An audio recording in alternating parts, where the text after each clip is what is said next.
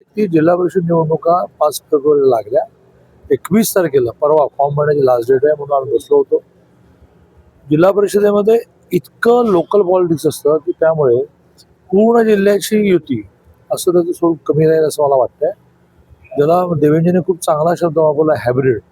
एका झडपीत झाली तर दुसऱ्या झडपीत नाही झाली. पण इन ऑल सगळ्यांची म्हणून टोटल ही झडपीमध्ये सुद्धा टोटल असते 68 34 ज्याला मिळतात तो जिल्हा परिषद अध्यक्ष होतो.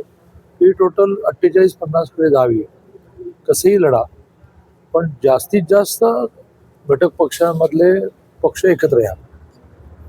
काही तालुके असे होते की जे पूर्ण युती झाली. काही आता असं होईल की शिवसेना राष्ट्रवादी झाली, काही तसं होईल की बीजेपी राष्ट्रवादी झाली. पण काही केल्या विरोधकांना फायदा होणार नाही असं वर्तन आपलं असलं पाहिजे असं आम्ही सगळ्यांनी ठरवलं. पण सध्या दोन्ही राष्ट्रवादी जे आहेत ते एकत्र येऊन लढण्याबाबत दोन्ही राष्ट्रवादी एकत्रच लढणार. यावर आता कोणी भविष्य वर्तवण्याचं कारण नाही.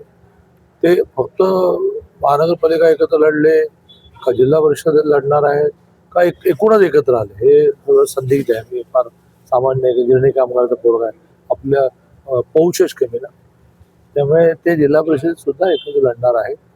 आणि आमची त्याला मान्यता आहे की बा तुम्ही दोघे आम्ही ज्या युतीमध्ये जागा देऊ तर तुम्ही तुमचा आपापसात डिस्ट्रीब्युशन करा. पण याचा परिणाम होणार नाही का माहितीच्या सगळ्या? नाही, महानगरपालिकेत ते एकत्र आलेच, पुढे परिणाम झाला. महानगरपालिकेमध्ये एकत्र यायला परवानगी होती, वेगवेगळ्या लढायलाही परवानगी होती, मैत्रीपूर्ण म्हणतात.